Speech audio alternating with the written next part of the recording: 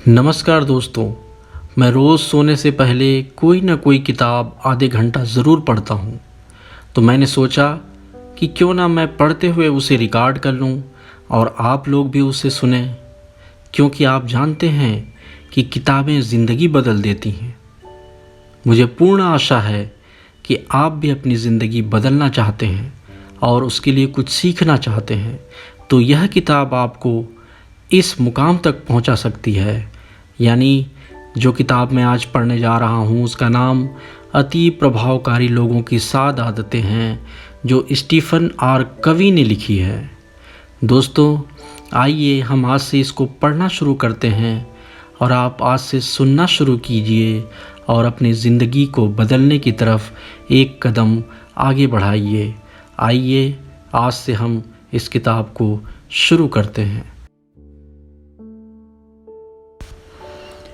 प्रस्तावना: the 7 habits of highly effective people जब पहली बार प्रकाशित हुई थी, तब से अब तक दुनिया में बहुत व्यापक परिवर्तन हो चुके हैं। जीवन ज़्यादा जटिल, ज़्यादा तनावपूर्ण और ज़्यादा मांग करने वाला बन गया है।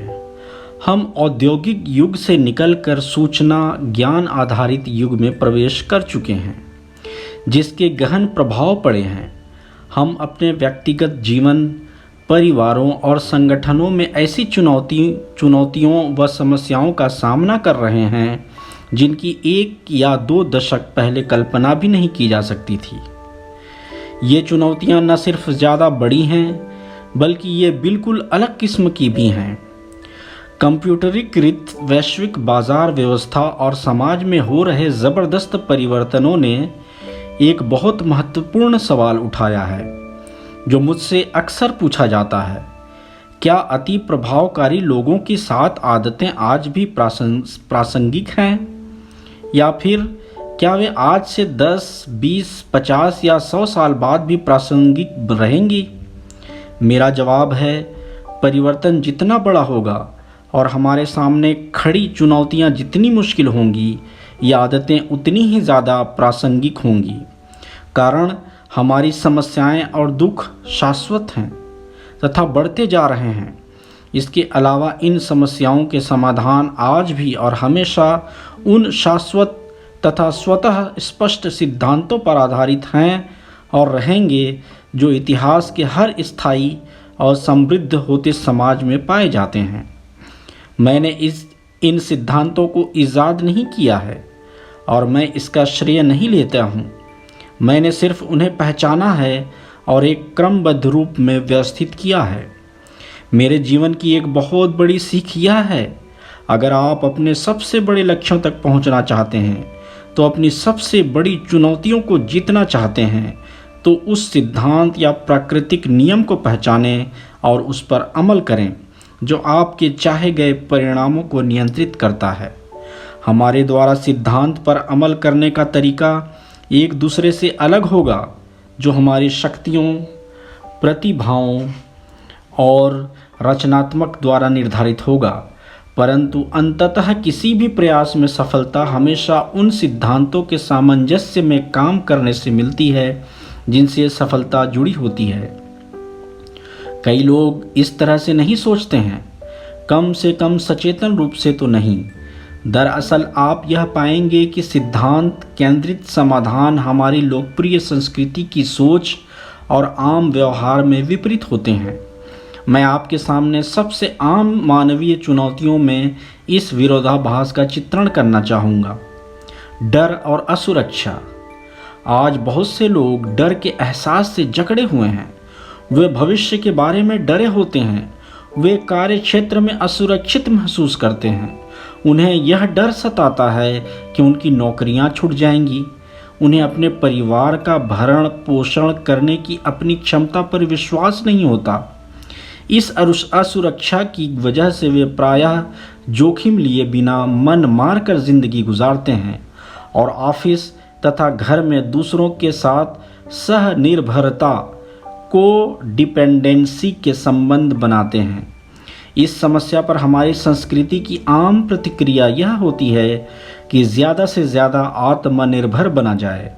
मैं और मेरे पर ध्यान केंद्रित करूँगा। मैं अपनी नौकरी करूँगा, अच्छी तरह से करूँगा और उसके बाद वास्तविक खुशियाँ हासिल करूँगा। आत्मनिर्भरता एक महत्वपूर्ण, यहाँ तक कि अनिवार्य जीवन मूल्य और उपलब्धि है। समस्या यह है कि हम परस्पर निर्भर वास्तविकता में रहते हैं और सबसे महत्वपूर्ण उपलब्धियों के लिए हमें परस्पर निर्भरता की योग्यताओं की आवश्यकता होती है, जो हमारी वर्तमान योग्यताओं से परे होती है। मुझे यह अभी चाहिए। लोग चीज़ें चाहते हैं और तत्काल चाहते हैं। मुझे धन चाहिए, एक अच्छा और बड़ा मकान चाहिए, एक शानदार कार, सबसे बड़ा और अच्छा मनोरंजन केंद्र चाहिए। मुझे यह सब तत्काल चाहिए और मैं इन सब का हकदार हूँ।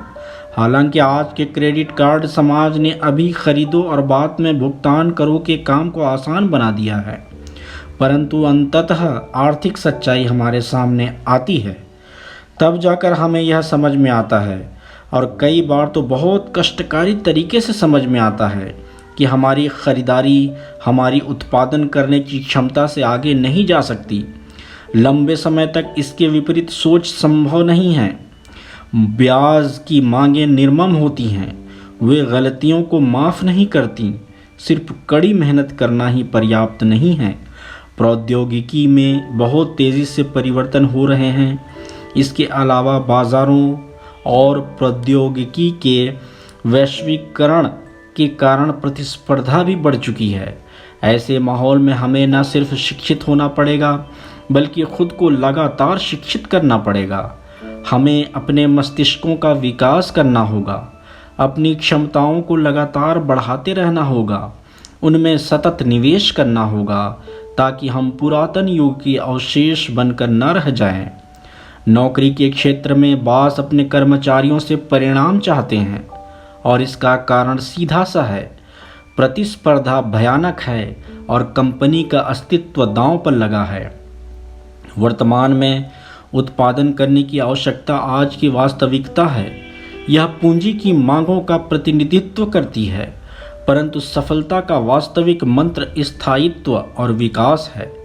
हो सकता है आप अपने तिमाही लक्ष्यों को प्राप्त कर लें, परंतु असली सवाल यह है कि आप ऐसे आवश्यक निवेश कर रहे हैं जिससे आप 1, 5 और 10 साल बाद भी इतने ही या इससे ज़्यादा सफल बने रहेंगे। हमारी संस्कृति और वॉल स्ट्रीट वर्तमान परिणामों पर जोर देते हैं, परंतु वर्तमान मांगों को पूरा करने की आवश्यकता एक बात है और भावी सफलता के लिए आवश्यक क्षमताओं में निवेश करना बिल्कुल दूसरी बात है। इन दोनों में संतुलन स्थापित करने के सिद्धांत की आवश्यकता से मुंह नहीं मोड़ा जा सकता। यही आपकी सेहत, आपके वैवाहिक जीवन, आपके पारिवारिक संबंधों और आपकी सामुदायिक आवश्यकताओं के बारे में सही है। दोष देना और ख़ुद को शिकार समझना, यहाँ भी आपको कोई समस्या दिखती है। आप आम तौर पर दोष की उंगली उठा देते हैं। हमारे समाज में शिकार बनाने का खेल खेलना एक आदत बन चुकी है। काश मेरा बॉस इतना तानाशाह और मूर्ख नहीं होता। काश मैं इतने गरीब परिवार में पैदा नहीं हुआ होता। काश मैं ज़्यादा अच्छी जगह पर रह रहा होता। काश मुझे अपने डैडी से विरासत में ऐसा स्वभाव नहीं मिला होता। काश मेरे बच्चे इतने विद्रोही नहीं होते। काश दूसरा विभाग हर समय ऑर्डरों में गड़बड़ी नहीं करता। काश हम इतने घटिया उद्योग में नहीं होते। काश हमारे कर्मचारी इतने आलसी और प्रेरणा रहित नहीं होते। काश मेरी पत्नी ज़्यादा समझदार होती। काश काश काश। यह बहुत सामान्य लग सकता है कि हम अपनी समस्याओं और चुनौतियों के लिए दूसरे व्यक्तियों या वस्तुओं को दोष दें। इससे दर्द से तत्काल राहत तो मिल सकती है, परंतु इससे हम इन समस्याओं से ज़िंदगी भर के लिए बंध भी जाते हैं। मुझे ऐसा व्यक्ति बता दें जो इतना विनम्र हो कि वह अपनी परिस्थितियों की जिम्मेदारी स्वीकार करे और इतना साहसी हो कि इन चुनौतियों का सामना करने के लिए रचनात्मक पहल करे, तो मैं आपको विकल्प की प्रबल शक्ति का जीता जागता उदाहरण बता दूंगा। निराशा, आलोचना और निराशा दोष की संतान है। जब हम इस बात पर विश्वास करने के प्रलोभन में पड़ जाते हैं कि हम अपनी परिस्थितियों के शिकार हैं, जब हम नियतिवाद की स्थिति के सामने घुटने टेक देते हैं, तो हम आशा खो देते हैं, प्रेरणा की शक्ति गंवा देते हैं और अपने हालात से समझौता करके वहीं के वहीं बने रहते हैं। मैं एक प्यादा, एक कठपुतली, एक बड़े पहिए की छोटी सी कील हूँ और मैं इस बारे में कुछ नहीं कर सकता। सिर्फ मुझे इतना बता दें कि क्या करना है। बहुत से उदीयमान और प्रतिभाशाली व्यक्ति यह अनुभव करते हैं और इसके परिणाम स्वरूप उत्पन्न हताशा व अवसाद का शिकार होते हैं।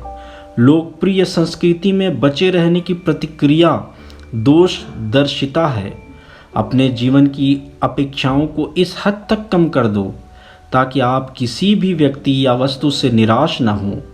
इतिहास उठाकर देख लीजिए, यह प्रतिक्रिया वृद्धि और आशा के सिद्धांत के विरोध में है।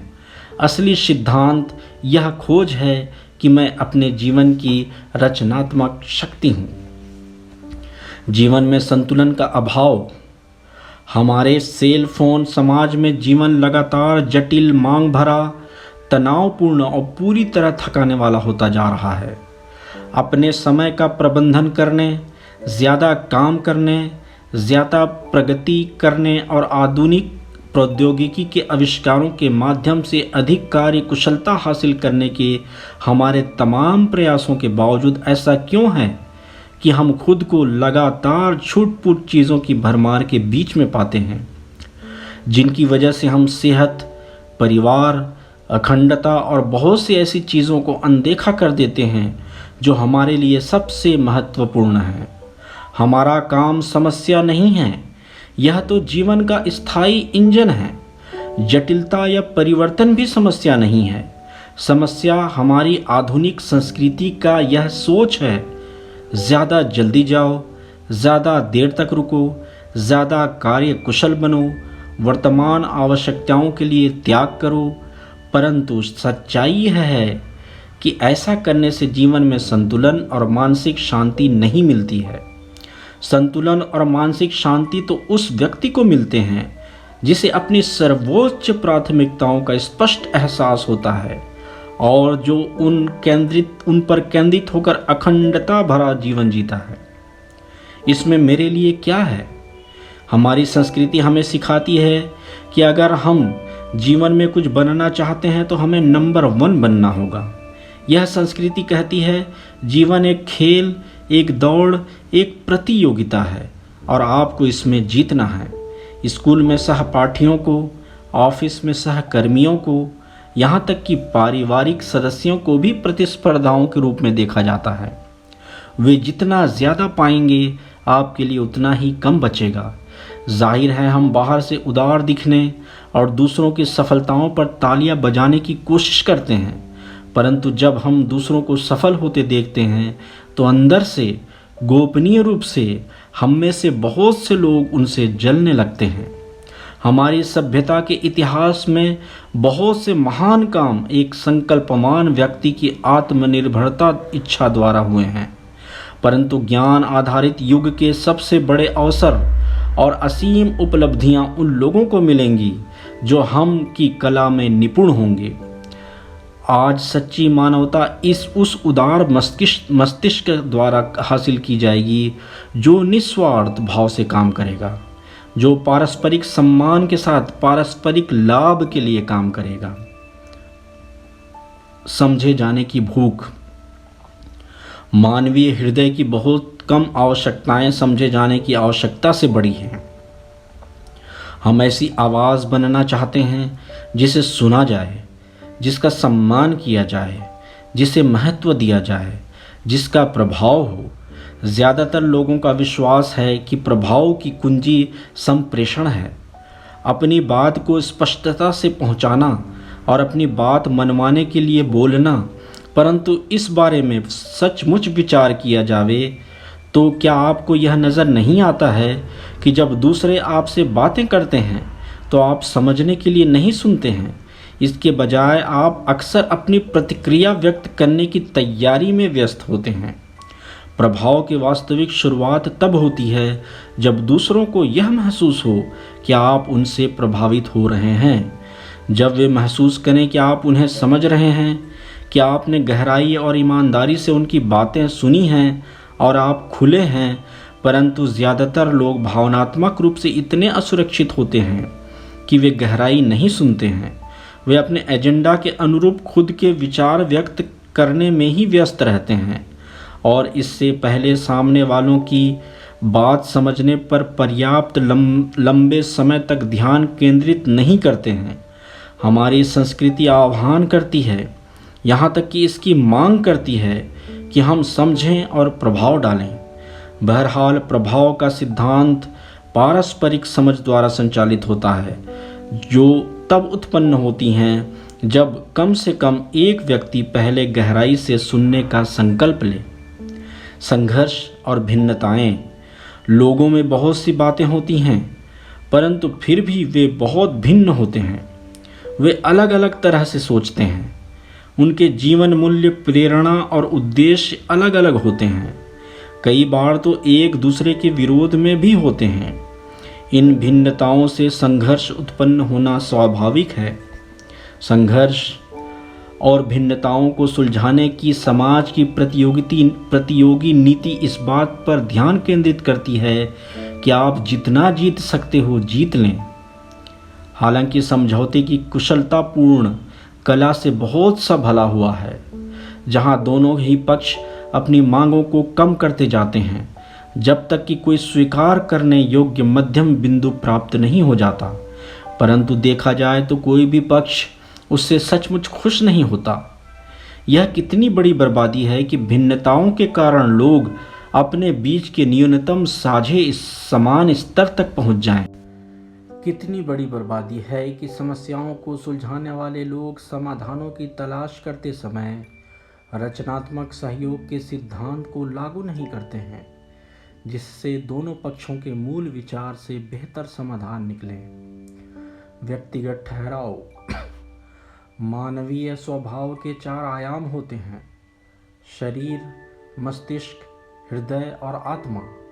इन दोनों नीतियों की भिन्नताओं और परिणामों पर विचार करें।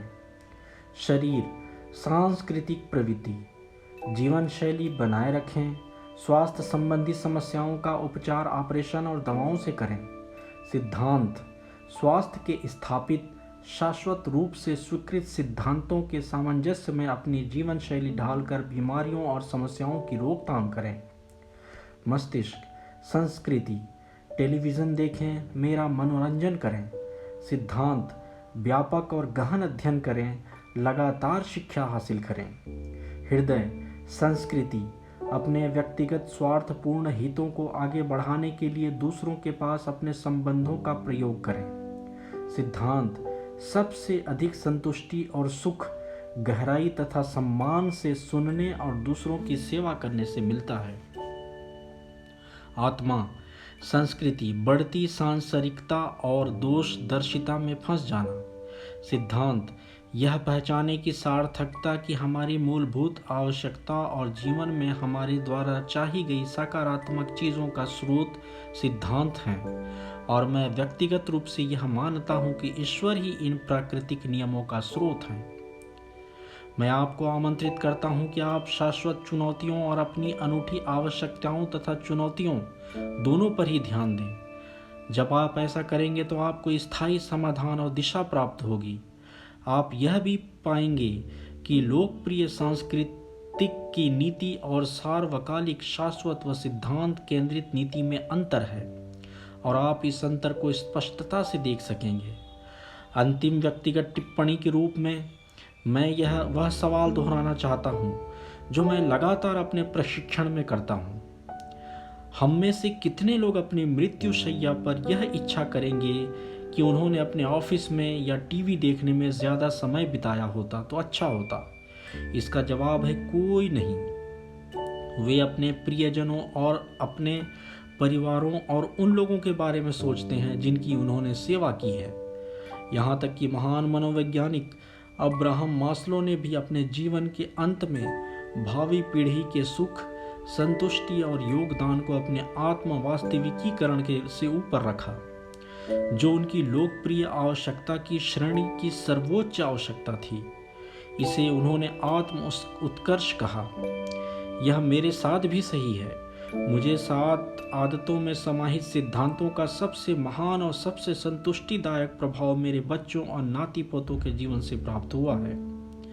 उदाहरण के तौर पर मेरी 19 वर्षीय पोती शैनान रोमानिया के अनाथ बच्चों की सेवा के लिए प्रेरित हुई। उसने सैंड्रा और मुझे एक दिन एक धार्मिक पत्र लिखकर भेजा। जब एक छोटे बीमार बच्चे ने उस पर उल्टी कर दी और फिर गले लग गया, उसी क्षण शैनान ने संकल्प किया, मैं अपने स्वार्थपूर्ण जीवन नहीं जीना चाहती, मुझे अपना जीवन सेवा में लगाना चाहिए। यह लिखते समय वह रोमानिया लौट गई और अब भी लोगों की सेवा कर रही है। हमारे सभी बच्चे विवाहित हैं और उन्होंने अपने जीवन साथियों के साथ मिलकर सेवा और सिद्धांतों पर केंद्रित मिशन वक्तव्य तैयार किए हैं। इन मिशन वक्तव्यों के अनुरूप उन्हें जीवन गुजारते देखकर हमें अपनी भावी पीढ़ी से खुशी मिल रही है। जब आप अति प्रभावकारी लोगों के साथ आदतें पढ़ना शुरू करेंगे, तो मैं आपसे यह वादा करता हूँ कि आपको सीखने का एक रोमांचक अनुभव मिलेगा। आप जो सीखें उसे अपने प्रियजनों को बताएं, और सबसे महत्वपूर्ण बात यह है कि आप जो सीखें उस पर अमल करना शुरू करें। याद रखें, सीखने और कुछ न करने का मतलब यह है कि आपने कुछ नहीं सीखा। जानने और न करने का मतलब यह है कि आपने कुछ नहीं जाना। व्यक्तिगत रूप से 7 आदतों के अनुरूप जीने में मुझे लगातार संघर्ष करना पड़ता है। ऐसा मूलतः इसलिए है कि हम जितना बेहतर बनते जाते हैं, चुनौती की प्रकृति बदलती जाती है। ठीक उसी तरह जिस तरह स्कीइंग, गोल्फ, टेनिस या किसी अन्य खेल में होता है। चूँकि मैं ईमानदारी से हर दिन इन सिद्धांत केंद्रित आदतों के अनुरूप जीने के लिए प्रयास और संघर्ष करता हूँ, इसलिए मैं इस रोमांच में गर्मजोशी से आपके साथ हूँ। स्टीफन आर कवी, प्रोवो, यूटा, 24 जुलाई 2004। दोस्तों, यह अति प्रभावकारी लोगों की 7 आदतों की प्रस्तावना थी, जिसे आज हमने पढ़ा। अगले खंड में पैराडाइम्स और सिद्धांत के बारे में पढ़ेंगे। तब तक के लिए नमस्कार। जय हिंद।